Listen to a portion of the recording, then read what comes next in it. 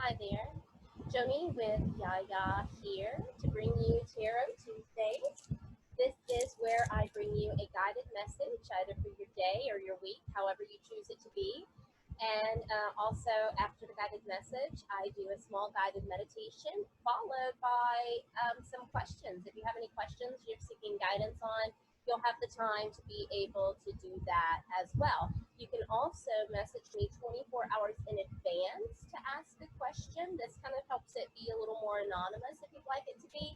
And in that specific scenario, you message me 24 hours in advance and I would answer the question here and you would know it because it's your question. So that would help you to get it a little bit more on the DL if that's what you're looking for. So I'm going to get started by going ahead and shuffling my deck. It's almost 9:30, which is when Tarot Tuesday starts. So I'm waiting to see if anybody signs in for today. This is the official second, I want to say the second time for me to do this. I'm very excited to start bringing this to people who are interested because I love reading the cards. I love the words that come out of the cards whenever I do them for you and for me too, and for others because I found it to be a very neat way to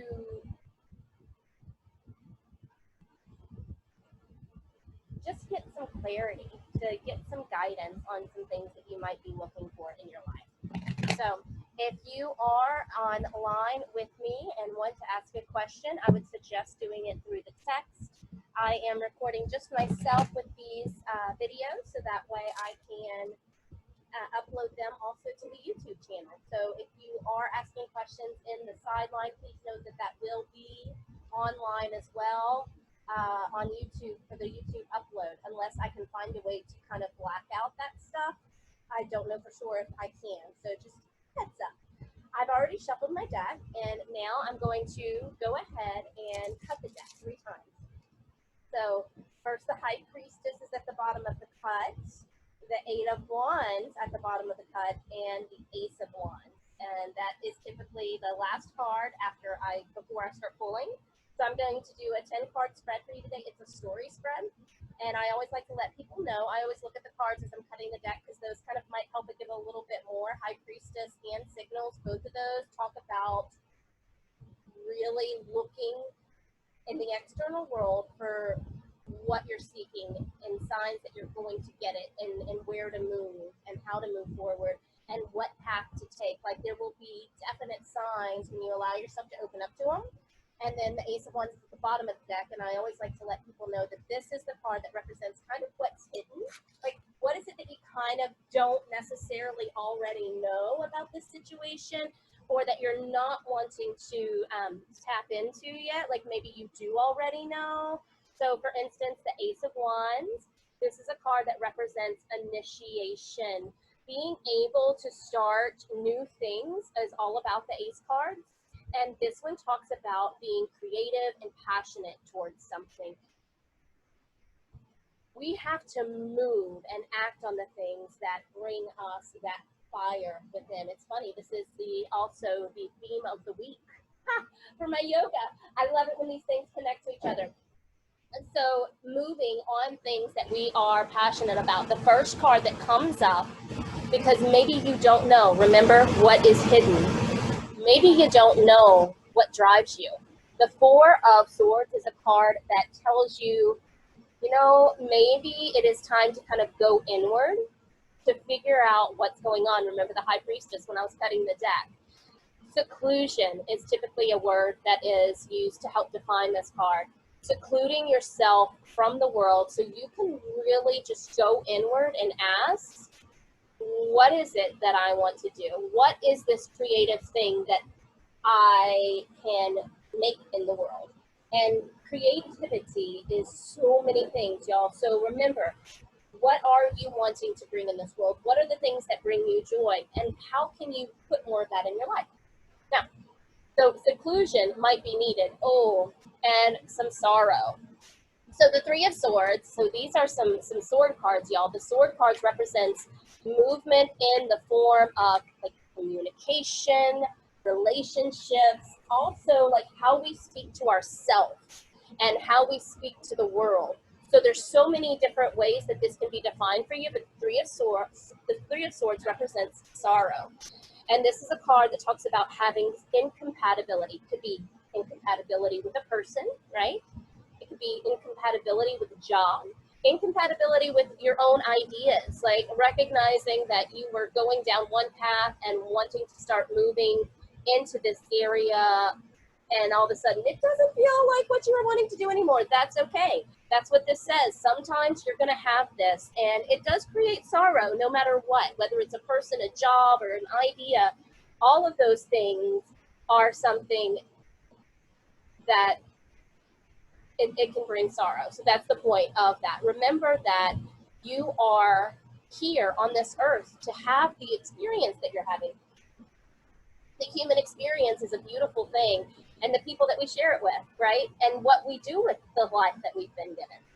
So the next card that comes up for you, good heavens, ooh, y'all, the Seven of Swords. Okay, so now this card came up with the new moon reading that I did last time too. This is a card that represents opposition, and it represents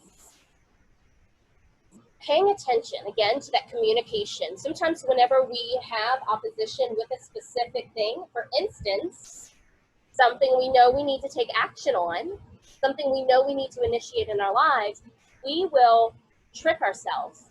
We'll become our own self-saboteur and make it to where we can't do what we had intended to do, or make it to where we don't have time to invest in that creativity that we know will enliven us. When this happens, we also have to recognize that sometimes the experiences that we're having are self-created. Sometimes we put ourselves in that position to be hurt by a person that we love because we say something to them, and internally we knew that whatever we were going to say wasn't something they were going to agree with, wasn't something they were going to actually hear. Maybe they get distracted a lot. And so when they don't hear us, we feel bad.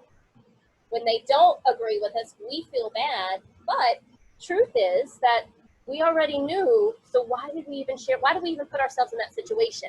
That's what the opposition talks about too, is recognizing when we have a part to play in it. Because communication goes both ways, and we have to communicate with the world saying, hey, I don't want to have this kind of opposition in my life. Help me create boundaries with this person. Help me create the discipline I need to move forward with these things that I'm trying to do.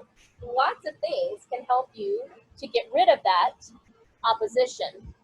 And in some cases, temperance is needed, because temperance tells you that timing is key, patience, moving forward, paying attention, and maybe waiting to say what you need to say, maybe biting your tongue, maybe not moving forward in that specific new venture that you were wanting to because you don't have all the information, or maybe realizing that you're scared to take action and there's nothing holding you back anymore. So get out there and do it.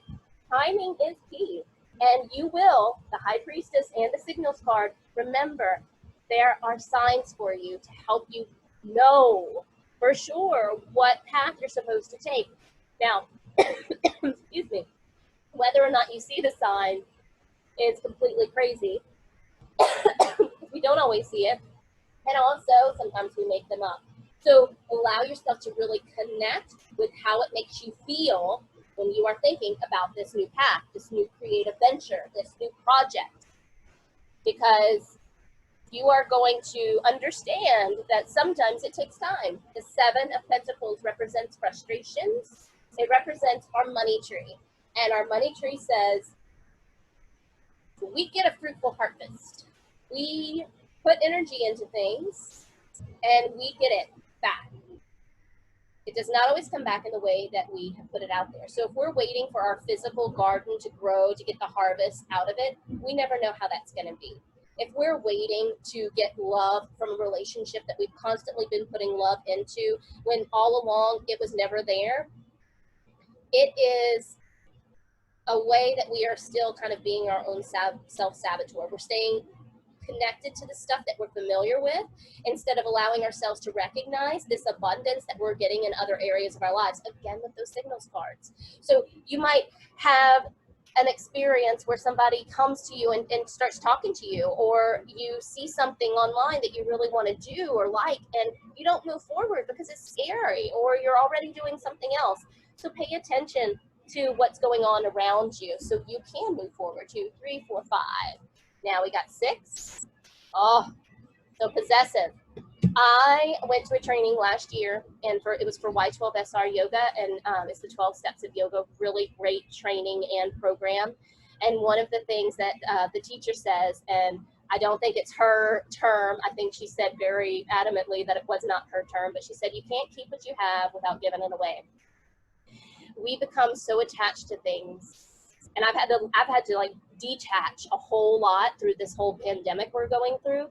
So when we're attached to those things, this possessiveness, that's what the 4 of Pentacles represents, this possessiveness that we feel like we're owed something, or we feel like something's supposed to turn out a certain way because we put it out there, so we ought to be able to be rewarded for that energy we put out there. We ought to be able to get what we're expecting. It doesn't always work like that. So we have to, again, remember that the energy we put in comes back to us, but not stay attached to the way we think it's supposed to come back to us. And that's really challenging sometimes, right? So the next card that comes up is the Hermit. This is another Buddha card. And this card likes, again, to tell you to go inward, to tell you, and it also says that you recognize that this is really important, that you stop looking outside yourself for the answers. You start looking inward, and you start allowing this mentality of constantly, I don't want to say monitoring yourself, but connecting with whether your actions and your thoughts are really what you want your actions and thoughts to be, right? We can all just allow a thought to go into our head whenever we're caught at a stoplight. And if we're wanting to be more positive and understanding in life, it's a constant thing. It's not just at certain times, right? So that is one of the things that the Hermit card represents, is that self-improvement, introspection, mature deliberation can help you move forward. Now, the 9 of Wands. Ooh, I love this because I said discipline earlier, y'all. 1, 2, 3, 4, 5, 6, 7, 8. The 9 of Wands. The 9 of Wands is a card that represents discipline. Now, this card likes to say, you are going to be challenged. Discipline, especially in the space or in the area of growth for ourselves, in the area of changes for our journeys that we've already been on, it is so challenging and so frustrating at times, but it is also worth it. So cultivate your ability to restrain. Don't allow others, the naysayers of the world, to mess with it, right? If you want to stick to something, stick to it. Don't let external forces cause you not to. One of the things that I tell people is that a lot of times we will want to start a good habit. For instance, I'm going to start running every morning. So we want to get up and we want to go running. And then we make this commitment to ourselves. We say, self, I'm going to run 5 days a week. I'm going to get up and I'm going to do it for 10 minutes. You don't even give yourself a huge goal. And it's still challenging for you because you're going to have to get up early. You're going to have to run. You're going to have to take a shower, and all of this stuff that adds to your daily regimen of it's a different routine. You get called out the night before your first run to go and have a drink with a friend. Do you do it? You haven't seen this friend in a long time. You miss them. Pandemic. It's crazy not being able to see people. Sometimes you are giving these experiences that are almost like little tests to say, how bad do you want it? Do you have the discipline needed to be able to follow what you're wanting to do? The Princess of Wands. So she likes to come in and tell you that there are going to be some new opportunities coming your way.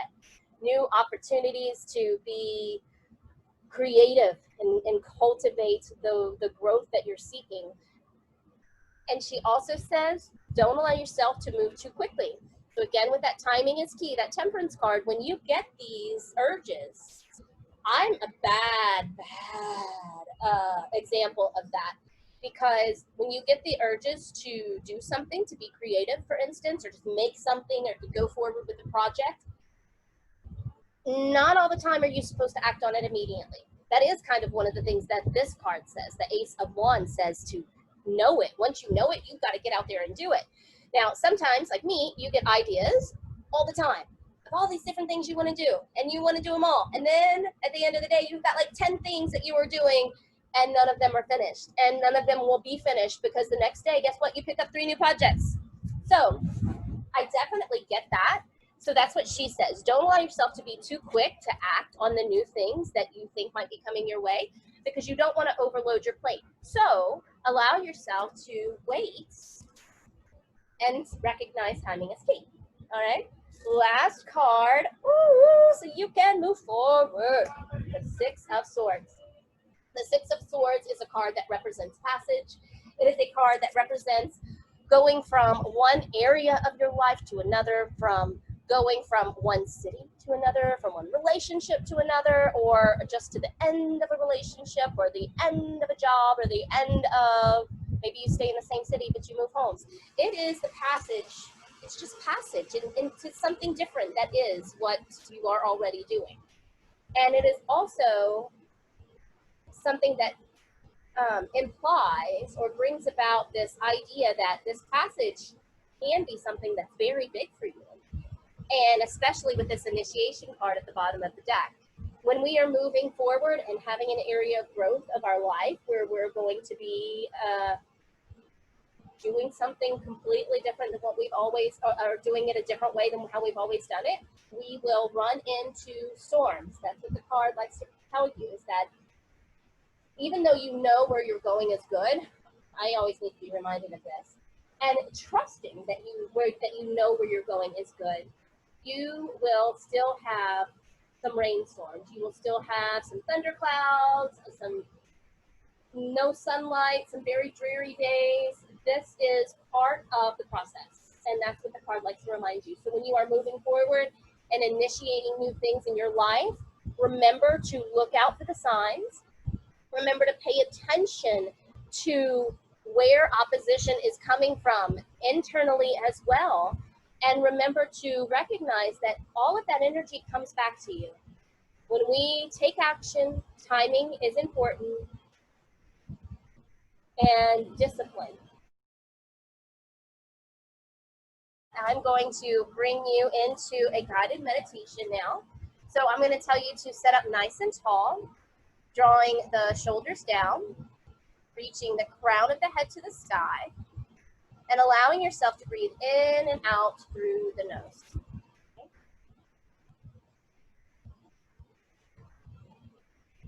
The palms can come to rest on top of the thighs. The shoulders align over the hips. The ears over the shoulders. Just allow yourself to relax. Right? Once again, just allowing yourself to tap into that reading for you today. What does it mean to you to take action on something new? Is there something that comes to mind? And now you are, like the Buddha of the first card of our spread, allowing yourself to find seclusion in the breath, in the mind.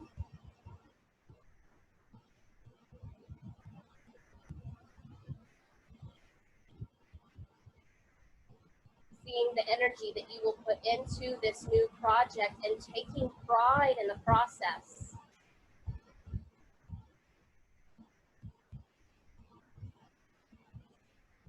Knowing that it will be a challenge, but that you have the discipline needed to move forward and to take action, trusting that the signs will be available to help you know when the timing is right.